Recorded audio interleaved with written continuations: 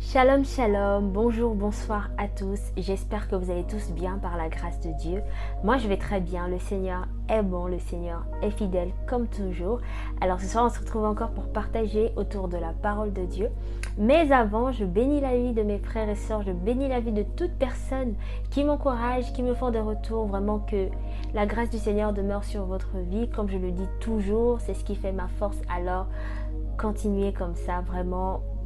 Ça me fait du bien et ça m'encourage à continuer ce que je fais pour la gloire de Dieu. Seigneur de gloire, Père éternel, Dieu tout-puissant, nous te bénissons et nous te rendons toute l'honneur et la gloire car tu es Dieu. Papa, merci encore pour la vie, merci pour ces moments. Saint-Esprit règne, prends le plein contrôle, prends le contrôle, Seigneur, de ma bouche. Prends le contrôle de mes pensées, Seigneur. Que seule la vérité, seule ta vérité soit proclamée, Père, en ces lieux, en cet instant. Et que cette parole vienne illuminer un cœur afin de l'orienter au nom puissant de Jésus-Christ. J'ai ainsi prié. Amen. Amen. Alors, nous allons aller dans le livre de Job. Job chapitre 1, verset 6 au verset 8. Job chapitre 1, verset 6 au verset 8. Je lis au nom de Jésus-Christ. Or, les fils de Dieu vinrent un jour se présenter devant l'Éternel, et Satan vint aussi au milieu d'eux. L'Éternel dit à Satan, « D'où viens-tu » Et Satan répondit à l'Éternel, « De partout la terre, de parcourir la terre et de m'y promener. » L'Éternel dit à Satan, « As-tu remarqué mon serviteur Job? Il n'y a personne comme lui sur la terre. C'est un homme intègre et droit, craignant Dieu et se détournant du mal. » Amen. Nous bénissons la parole du Seigneur. Alors le thème de mon exhortation ce soir sera « Qui Dieu dit-il que tu es ?» Qui Dieu dit-il que tu es? Pourquoi j'ai choisi ce thème ou pourquoi le Saint-Esprit m'a donné la conviction de nous exhorter sur cela? C'est tout simplement parce que j'ai remarqué que beaucoup d'entre nous disons des choses ou pensons des choses qui ne sont pas vraiment ce qu'elles sont. Beaucoup disent j'aime Dieu, Dieu est mon Père, Dieu est ma vie, Dieu est mon salut, Dieu est tout ce que j'ai. Voilà, Dieu est mon tout. Mais ces gens, en retour, ne savent pas forcément ce que Dieu dit d'eux. Ou en retour, ne se sont jamais demandé ce que Dieu dit d'eux. La Bible nous parle, la Bible nous dit que Dieu nous a donné le pouvoir de devenir enfants de Dieu. Selon Jean chapitre 1, que grâce à la parole de Dieu, nous sommes devenus enfants de Dieu. Ça, c'est le pouvoir que la parole de Dieu nous procure.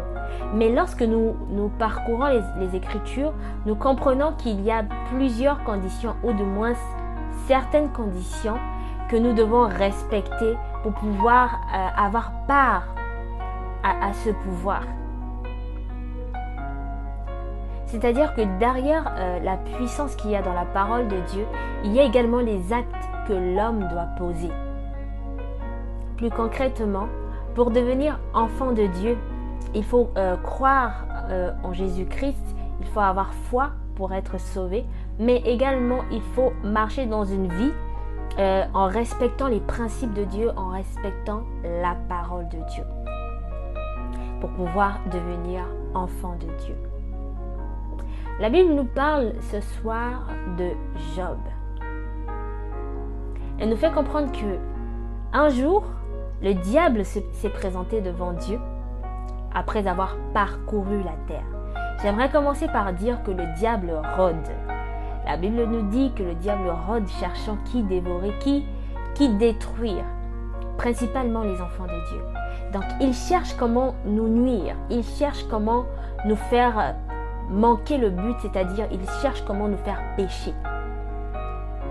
Et donc le diable rôdait, il parcourait la terre et à ce moment, Il est venu devant le trône de Dieu.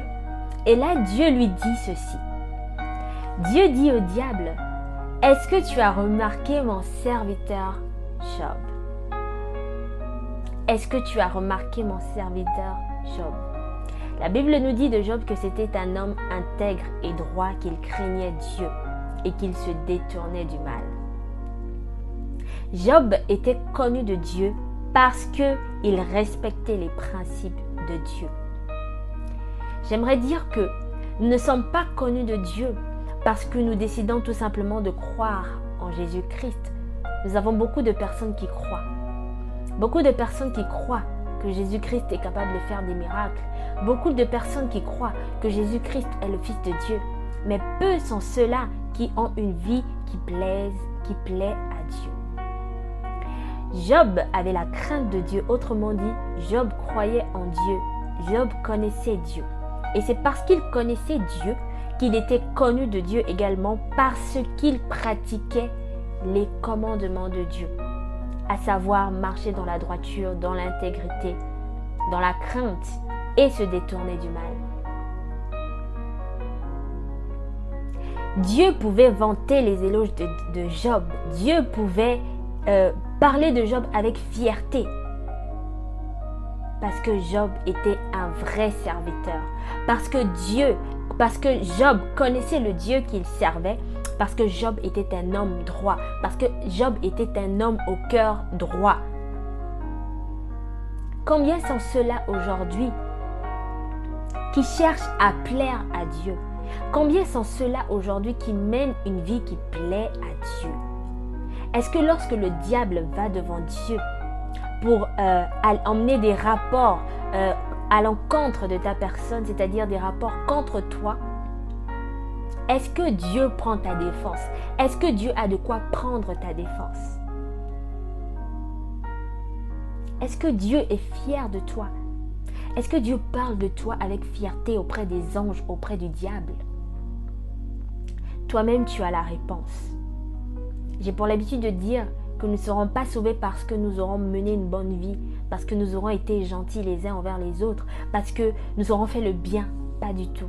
Nous serons sauvés parce que nous aurons connu Dieu et parce que nous aurons été connus de Dieu. Job était connu de Dieu. Job connaissait son Dieu. Et c'est parce qu'il connaissait son Dieu qu'il faisait ce que son Dieu voulait. Dieu appelle Job serviteur. Il faut savoir que nous devons être en mesure de vivre en fonction de ce que Dieu dit que nous sommes. Dieu dit que nous sommes ses enfants. Dieu dit que nous sommes ses serviteurs. Dieu dit que nous sommes ses disciples. Dieu dit que nous sommes ses témoins. Alors, parmi toutes ces catégories, tous ces caractères que nous devons avoir, est-ce que tu te retrouves? Est-ce que tu te retrouves? Certains pensent que être enfant de Dieu, c'est juste dire Jésus, je t'aime, c'est juste chanter, c'est juste aller à l'église. Non. Être enfant de Dieu, c'est être un disciple. Être enfant de Dieu, c'est être un témoin. Être enfant de Dieu, c'est être un serviteur, c'est être un esclave de Dieu. Parce que c'est en tout cela, tous ces caractères font partie en fait, ou du moins, un enfant de Dieu comprend tous ces caractères-là. Il comprend tous ces caractères. Alors si toi aujourd'hui tu fais partie des catégories qui ne savent même pas ce à quoi ils sont appelés, qui ne savent même pas ce que Dieu dit d'eux, je t'invite, je t'exhorte aujourd'hui à revoir, à analyser ta vie. Est-ce que chaque jour tu te dis, parce que je suis un enfant de Dieu, je dois bien me conduire pendant cette journée? Parce que je suis un enfant de Dieu, je dois rendre fier, je dois m'assurer à ce que Dieu soit fier de moi. Est-ce que lorsque tu te couches, lorsque tu es sur ta couche le soir, lorsque tu médites sur ta journée, tu es, satisfait de ce que tu as fait? Dieu veut être fier de toi. Dieu veut pouvoir parler de toi en bien devant le diable. Parce que laisse-moi te dire que le diable sait tout ce que tu fais. Il sait tout ce que tu dis. Donc, il a de quoi aller plaider. Il a de quoi aller devant Dieu pour apporter des rapports négatifs. C'est pourquoi tu dois veiller. Tu dois veiller à ce que tout ce que tu fais soit agréable à Dieu. Quelqu'un pouvait dire que vivre une vie de sanctification, il ne faut pas être conditionné parce que les hommes nous voient, mais il faut être conscient que Dieu nous voit. Marcher comme s'il y avait une caméra sur nos têtes ou sur nos épaules qui voit tout ce que nous faisons. Dieu voit ce que tu fais, le diable voit ce que tu fais également. Alors je t'encourage à ranger ta vie, à avoir une vie qui suit en fait l'identité que Dieu t'a donnée. Il faut avoir une vie qui va avec l'identité que tu as reçue de Dieu.